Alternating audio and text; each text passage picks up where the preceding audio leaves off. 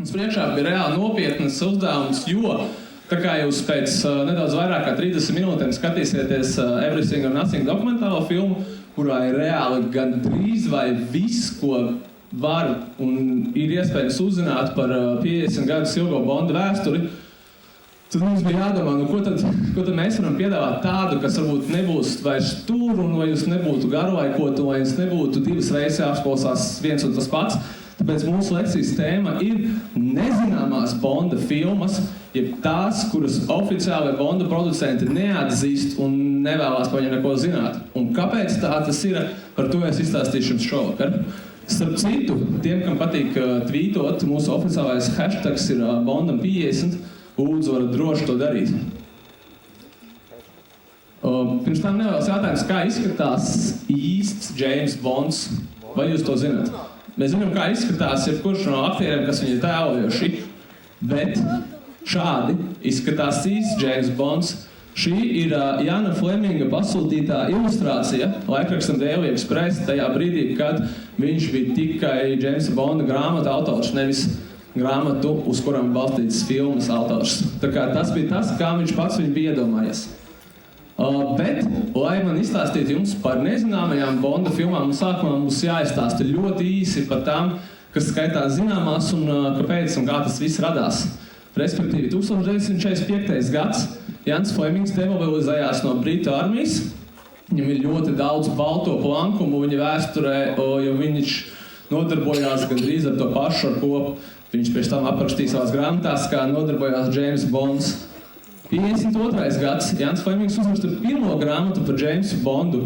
Man ir jautājums cilvēkiem augšā, kam patīk jautājumi, vai jūs zinat? Jūs varat atbildēt uz šo jautājumu. Kāda bija pirmā grāmata? Casino Royale. Ok. 62. gads. Dr. No pirmizrāde. Un Bonda vēsture sākusies. Es varu jums ļaut minēt otro reizi, kurā datumā iznāca Dr. No? Jā, 5. oktobrī, pilnīgi pareizi. Aplausi. Tātad ar Dr. No mums ir sākusies oficiālā Bonda filmu vēsture, kur uz šo brīdi ir 6 oficiālie Bondi, kur ir 22 oficiālās filmas. Es Bondus varu nosaukt, es atzīšos, nevaru nosaukt visas filmas tā, ka no atmiņas. Gandrīz $5 miljārdu ASV dolāru ienākumos un 3 filmas, kuras oficiāli netiek atzītas un kuras ir ārpus šīm 22 oficiālajām. Kā pirmā no viņām ir arī Casino Royale. Un tā ir 1954. gada CBS kanāla, teiksim tā, televīzijas izrāde, kas patiesībā ir seriāla Climax Mystery Theater 1. sezonas 3. sērija, 60 minūtes gara. Un kā tā sanāca, kad tā ir īstenībā pirmā Bonda filma. Un Barijs Nelsons, šis ir pirmais James Bonds un nevis Šons Konerijs, kā piemēram daudziem patīkās domāt. Bet televīzijas kanāla CBS producenti iegādājās no Jana Fleminga tiesības uz Casino Royale par precīzi $1000, kas nebija īpaši liela summa, teiksim, nav tagad, un nebija arī tik ļoti liela summa iepriekš. Bet tā kā uz to brīdi Bonda filmu producenti, bet kino producenti neuzskatīja Jamesu Bondu par tādu ļoti perspektīvu kino personāžu. Jans Flemings daudz nedomāja un atdeva tiesības prom, jo galu galā, viņa galvenie ienākuma avoti bija tieši noveles par Bondu. Bet, ja neskatāmies uz to tādu, teiksim, uzjautrinošo formu, kur, piemēram, ir Le Chiffre izskatījās šādi un Clarence Slaters, kas apvienoja sevī vairākus varoņus, izskatījās šādi. Šī ir diezgan tuva adaptācija īstenībā pat tam, kas ir grāmata, vai tam, kas bija 2006. gada filma. Bet tā kā tā nav producēta zem ION Productions, tad Bonda filmu producenti neatzīst šo kā oficiālo Bonda filmu. Nākamā neatzītā Bonda filma arī ir Casino Royale, bet šī šoreiz ir no 1965. gada, ja es nekļūdos. Skatīsimies vēlreiz uz plakātu.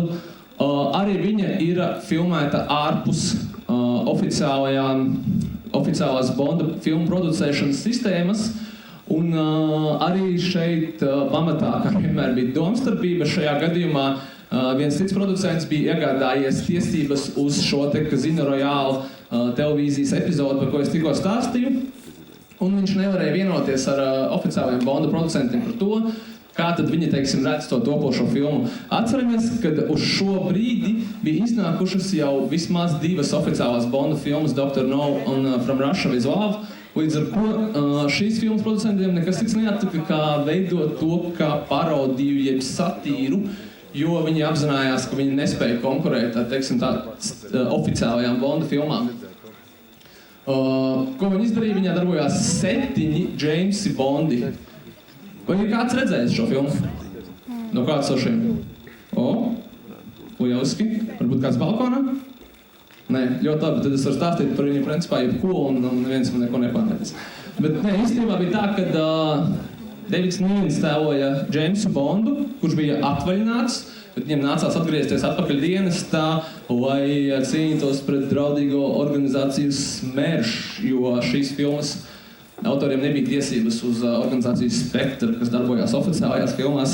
Un, lai to panāktu, viņš novīga vēl 6 personāžus, kas arī atveidoja Jamesa Bondu, jeb arī viņa tēlu, līdz ar ko šajā filmā ir ļoti daudz Jamesa Bondi, un diemžēl vienā slaidā neielien arī visi aktieri, tur pat tēloja Woodys Allens un Žans Pols Belmondo, un vēl daudzi citi aktieri un filmas autori anormāli pārtērēja budžetu vismaz 2 reizes, un finansiāli viņai neklājās pārāk labi. Kas ir ļoti interesanti, gan iepriekšējais Casino Royale, gan šis agrāk vai vēlāk, bet tiesības atgriezās pie oficiāliem Bonda producentiem, bet vai kā viņi nespēja viņiem to piedot un atsakās iekļaut šīs filmas oficiālo Bonda filmu statusā. Nākamo un trešo neoficiālo Bonda filmu jūs noteikti visi zinat, tāpēc, ka viņa ir ļoti zināma. Un tā ir, protams, Never Say Never Again ar Seanu Conneriju. Es nezinu, kā jūs bērnībā viņu skatījās, man likās tā, ka reāli laba filma, ļoti, ļoti patika. Kā ir mūsdienās, es nezinu, es neesmu ļoti sen skatījies, man parasti bail pēc tādām sajūtām skatīties apzinātā vecumā. Bet ar viņu tas stāsts bija sekojošs. Tā sākās kā scenārijs vienai nerealizētai Bonda filmai ar nosaukumu Longitude 78 West, pie kuras scenārija strādāja tai skaitā pats Ians Flemings. Bet, kā jau tas bieži gadās, scenārijs darba laikā mainās, kaut kas netiek tā, nesanāk kā vajag, un filma netapa. Bet Ians Flemings bija pazīstams ar to, ka viņš nekad nemet ārā nevienu labu ideju. Viņš paņēma šī scenārija iestrādes un pārtaisīja par scenāriju bet par noveli Thunderball, kuru viņš veiksmīgi publicēja, un pēc kuras tika izveidota tāda paša nosaukuma filma, bet oriģinālā scenārija autoriem tas īsti nepatika, tāpēc tas beidzās ar tiesas prāvu, kurā uzvarēja Thunderball līdzautors, kurš acu mirklī pārdeva tiesības tieši uz šī scenārija realizāciju citiem Hollywoods producentiem, kuri, protams, vērsās pie Seana Connerija un jautāja viņam, vai viņš nevēlas nospēlēt Jamesu Bondu vēl vienu reizi. Uz to brīdi, ja atceramies, Jamesu Bondus jau spēlēja Rodžers Mūrs. Un kas man patīk vislabāk, tad tas ir filmas nosaukums, kurš reāli izveidojās no Seana Connerija intervijas, kurā viņš teica I will never play James Bond again. Un man liekas, ka ja tāds citāts kļūst par pamatu Bonda filmai, tad mēs varam saprast, ar kādu attieksmi šie filmas autori viņai piegāja. Bet rezultējās viss ļoti veiksmīgi. Viņi bija finansiāli ļoti ienesīgi, nopelnīja kaut kādas 150, 160 miljonus dolāru, vai arī ko tas nenozīmē, teiksim, priekš mums šobrīd, lai gan tas nebija tik veiksmīgi kā Bonda filma Octopussy, kas iznāca tajā pašā gadā. Arī šai filmai tiesības šobrīd pieder MGM studijai, tātad ne pat tiešo Bonda producentiem, bet viņas ir saistītas, bet viņi nav netiek vairs atzīta par Bonda kanonu. Un jā, Seans Connerijs ir ļoti, ļoti uzmanīgāks kļuvis ar saviem izteicieniem, un vairs tā to man liekas, nerunā. Un šis ir žurnālā Time Out vāks 1983. gadā, kas man liekas tā kā izcili parāda situāciju, kas izveidojās ap filmas Never Say Never Again iznākšanu. Un, manuprāt, pat šajā bildē uzvar Konerijs. Nezinu, kā jums, bet man vienkārši Rodžers Mūrs vienmēr patīk vismazāk no visiem Bondiem. Nu, lūk, tas ir ļoti īsumā par to, kuras Bonda filmas mēs neredzēsim šīs dienas dokumentālajā filmā, un visdrīzākais viņas pat īsti netiks minētas. Bet tagad ir kinoblogeru interesantākā daļa, kas saucās konkurss uz erudīciju. Konkurss būs ļoti interesants un balvas ir vienkārši ekskluzīvas. Pirmkārt, 2 uzvarētājiem būs iespēja apmeklēt filmas Skyfall pirmizrādi šeit pat, Kino Citadelē. Un vēl 2 cilvēkiem būs iespēja apmeklēt vienkārši kino, ja mēs ņemsim katram 2 kinokārtas. Arī Skyfall ielūgumi ir derīgi 2 personām. Bet viena lieta, ko es gribētu palūgt, mēs uzdosim jautājumu, jūs paceļat roku, mēs sakam jūs atbildat. Mēs uzdodam jautājumu, jūs kliedzat atbildi, mēs jūs ignorējam, ja pat jums ir taisnība, jums ir prieks par sevi, bet neko mēs tālāk nevaram darīt. Tāpēc lūdzu ceļiet roku un sāksim, došu vārdu kolēģim Raivim. Labvakar visiem. Un tātad atceramies par konkursu noteikumiem, paceļat roku, ja kāds zina pareizo atbildi. Un pirmais jautājums tātad būs, Bonda filmas ir pazīstamas ar saviem lieliskajiem titriem. Un jautājums ir, kurā filmā ir visgarākie sākumaini titri? Augšā cilvēks balkonā. Nē. Nebūs.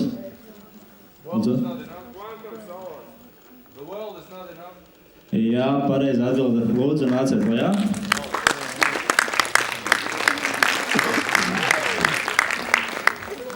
Tātad nākamais jautājums būs par filmu GoldenEye. Un mēs atceramies, ka tā ir pirmā oficiālā Bonda filma, kurā tika pirmā rādīta Latvijas kinoteātros. Bet jautājums ir, kāpēc tieši zeltats, jeb angliski GoldenEye? Lūk, augšā rekur cilvēks. Tāpēc, ka Janam Flemingam bija... Skaļāk nedzirdam. Janam Flemingam bija mūža ar nosaukumu GoldenEye. Jā, pareizi. Nāciet lūdzu.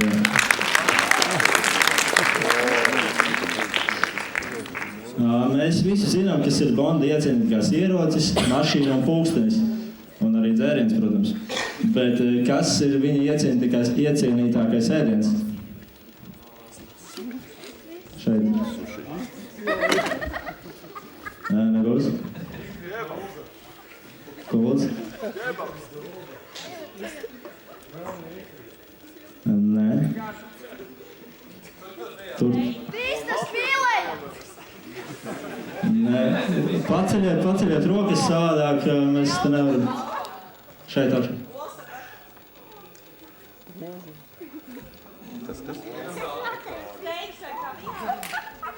Nē, šeit lejā cilvēks. Austeres, karbonāde.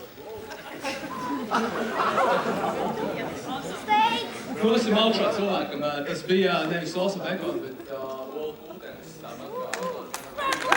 Tu jāpaudē.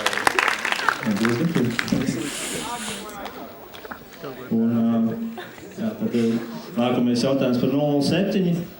Vai jūs zināt, kāpēc tieši 007 tika izvēlēts par kārtas numuru aģentiem? Roku paceļam.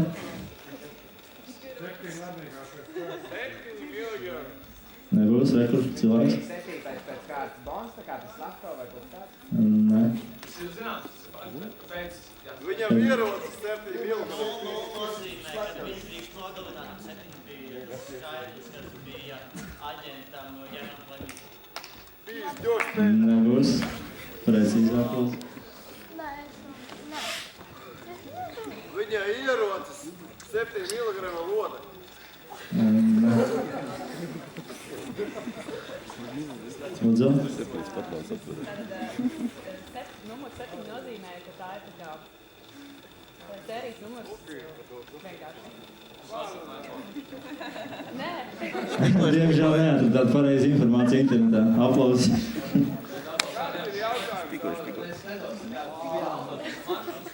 Kur diendienā braukāja Jans Flemings, ka viņš strādāja avīzes redakcijā un vēl tikai gatavojās rakstīt Jamesa Bonda novelas. Mums ir vēl jautājumi, viss kārtībā. Jo vienkārši, kādā vecumā Jamesa Bondam tika piešķirts double status, jeb tiesības nogalināt. Tur mazais cilvēks. 39? 40. Nē. Jā, Nē. Ir atbilduši varianti. 27. Tā mēs varēsim iziet. Vai jūs zināt, vai jūs nezināt, tas ir konkurss erudīcija, nevis uz minēšanu. Jums tur, jums? Nē, jums bija cik? Jā. Jūs? 28. 29.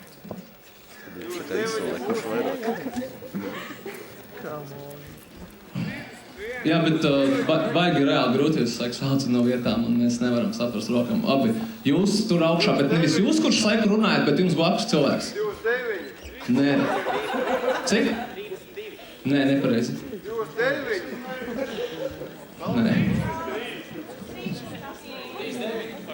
Bet viņš jau tikko pirms jums teica 39. 39 jau projām es saucu.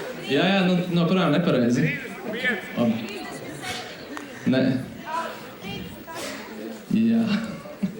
38, jā, apsveicam. Būs pēdējais jautājums un pēdējā balva. Kuru no šiem personāžiem atveidojas 7 dažādi aktieri 7 dažādu Bonda filmās? James Bonds, M vai Felix Leiters? Jūs bijat? Jā, jums pareizi. Jā, uz upēc balvas. Nē, jūs augšā, jūs nē. Šeit cilvēks atminēja. Vai es pirmie bijām? Nē, es nebiju. Bet es negribu jums strīdēties ar jums svaigāks kaut kāds. Karšķi šovakar ir. Tā, tas ir viss no mūsu puses. Tiekamies Skyfall pirmizrādē ar kinoblogeriem. Kam bija jautājums, biļetes jau ir pārdošanā, un šovakar viņas varēs iegādāties tikai kinoteātra kasēs. Tā kā lūdzu ejiet pakaļ un tiekamies Skyfall pirmizrādē.